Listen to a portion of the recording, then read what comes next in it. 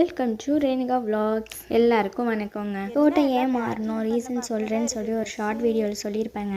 அது வந்து பங்கு தோட்டங்க, 2 பங்காக இருக்குது. ஒரே போர் தான், மாற்றி மாற்றி தான் வந்து ஊட்டிக்கணும். அவங்க 3 நாள், நம்ம 3 நாள். தம்பி பங்குக்காரங்க வந்து வேறு ஆளுக்கு வந்து விட்ருக்காங்க தோட்டம். எங்களுக்கு வந்து அண்ணன் பங்கு எங்களுக்கு விட்ருக்காங்க.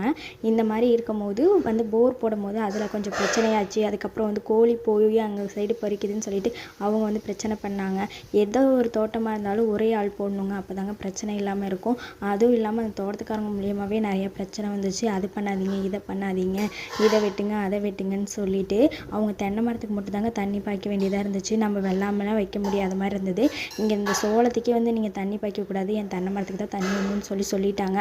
சரின்ட்டு நம்ம இதுக்கு மேலே நம்ம இந்த தோட்டத்துலேருந்து என்ன பண்ண போகிறோம். ஆடு மாடுக்கும் மேவுக்கு வந்து பில்லு இல்லைங்க. எல்லாம் வந்து கொலைக்கட்டை பில்லுன்னு சொன்னாங்க. அந்த கொலைக்கட்டை பில்லும் இல்லை, எல்லாம் வறண்டு போய் அப்படியே வந்து முன்னாடியே மேய்ச்சவங்க வந்து மண்ணோட அடிமட்டத்தோடு வந்து மேய்ச்சி வச்சுட்டாங்கங்க. மழை பெஞ்சோ அதில் வந்து பில்லெல்லாம் வரவே இல்லை. அப்படியே தட்டையாக மண்ணாக தான் அங்கங்கே இருந்துச்சு. இந்த தோட்டத்தில் வந்து நம்ம 1 மாதம் தாக்கு பிடிச்சலாம், 1 வருஷத்துக்கு தாக்கு பிடிச்சலாம் இருக்க முடியாது. ஒரு 2 மாதத்துலேயே வந்து நம்ம வந்து கிளம்பிடலாம் அப்படின்னு சொல்லிட்டு நாங்கள் வேறு தோட்டம் பார்க்க ஆரம்பிச்சிட்டோம்.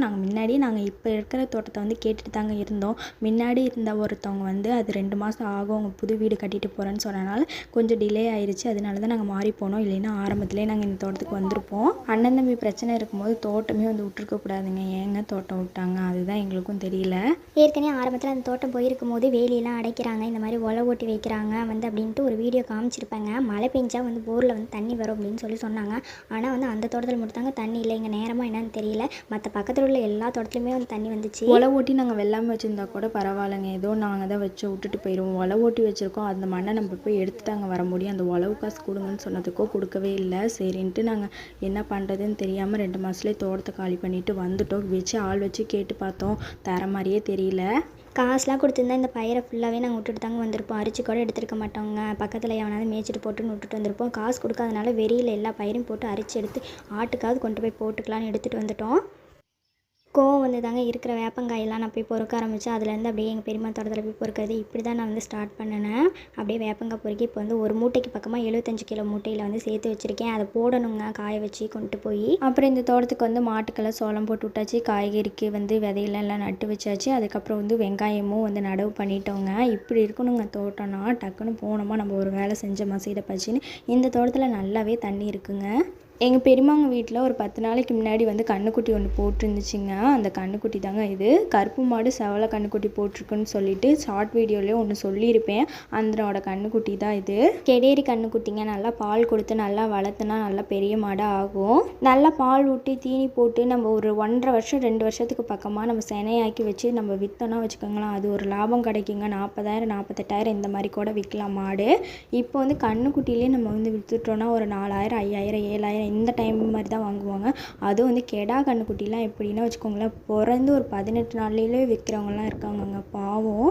நான் தானே இன்றைக்கி ஃபுல்லாக தண்ணி கட்டி எல்லாத்தையும் இழுத்து கட்டினேன். இன்றைக்கி நீங்கள் தட்டையை எடுத்து போடுங்கம்மா அப்படின்னு சொன்னேன். எங்கள் அம்மா தான் எல்லா மாட்டுக்கும் வந்து தட்டையை எடுத்து போட்டுட்டு இருந்தாங்க. அவங்க கொஞ்சம் வேலை விஷயமா வெளியே இருந்தாங்கங்க.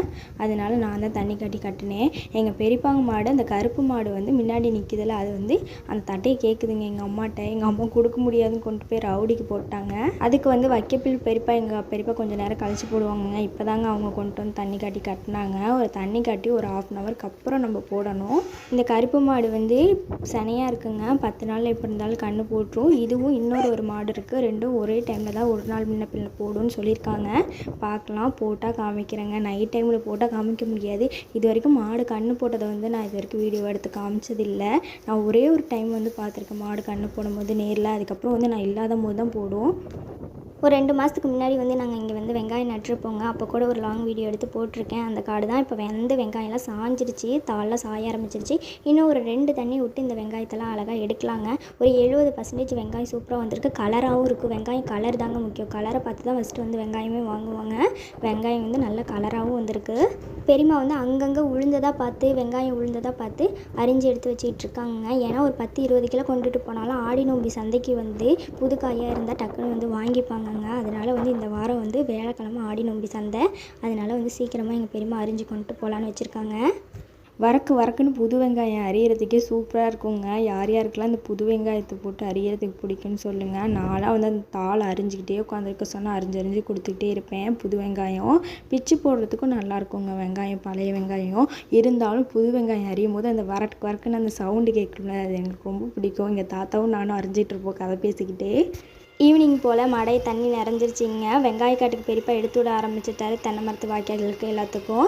அதுக்கப்புறம் நானும் அம்மாவும் வந்து மாட்டை அவுத்து விட்டு எல்லாத்தையும் வந்து சோளக்காடு வந்து மேய்ச்சிட்டு இருக்கோங்க. சோளம்லாம் தட்டையெல்லாம் வந்து அறுத்தாச்சு. தட்டைக்காட்டில் வந்து அந்த சருவா கிடக்கும்ல, அதெல்லாம் வந்து மாடு மேய்ங்க விட்டா, அதனால வந்து சாயந்தரம் அண்ணாங்கால் போட்டு விட்டு மேய்ச்சிட்ருக்கோம்.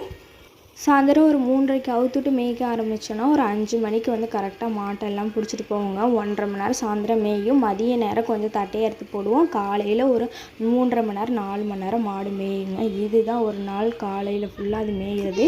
அதுக்கப்புறம் வந்து ஈவினிங் போல் வந்து தண்ணி குடிச்சிட்டு நைட்டுக்கு வந்து ஒரு கத்தை ஃபுல்லாகவே தட்டை போடுவோம் மாட்டுக்கு. பப்பு துள்ளி கூட அடங்கவே மாட்டேங்குதுங்க. இப்போ வர ரொம்ப சேட்டையாக இருக்குது. அந்த ஓடு மேலெலாம் மேலே ஏறிட்டு நல்லா ஆட்டம் போட்டுட்டு இருக்குதுங்க. இந்த சைடில் தென்னை மட்டை பின்னி போட்டிருக்காங்களா, அதில் போயிட்டு தனித்தி போல் கீழே அந்த ஓட்டையில் கீழே விழுந்துருச்சுங்க. அப்போ கூட அடங்க மாட்டேங்குது. இன்றைக்கி போய் கண்ணில் குழவி எங்கேயோ கொத்திடுச்சு போல இருக்குங்க. மேலே ஏதோ கூடு இருக்கும் போல் கொத்திட்டு அது வந்து தேய்ச்சிக்கிட்டே கிடக்குது. அப்புறம் எங்கள் அக்கா போய் பாவன் கூப்பிட்டா, வா இங்கேன்னு. அப்புறம் எப்படியோ ஒரு வழியாக ஒடியாந்துருச்சு, தூக்கிட்டு அப்படியே கீழே. ஏறி தெரியுது, குதிக்க தெரியுது, இறங்க தெரியாதான்னு எங்கள் அக்கா 2 அடியை போட்டாங்க. எதுக்கு கத்திக்கிட்டே கிடக்குறேன்னு. அப்புறம் கொண்டு வந்து பிடிச்சி இப்படி கட்டியாச்சு. அம்மா பால் கறக்க சொல்லி சத்தம் போட்டுட்ருக்காங்க. வீடியோ பிடிச்சிருந்தா லைக் பண்ணி சப்ஸ்கிரைப் பண்ணிக்கோங்க. மீண்டும் உங்களை புதிய வீடியோவில் சந்திக்கிறேன். டாட்டா, பாய் பாய்.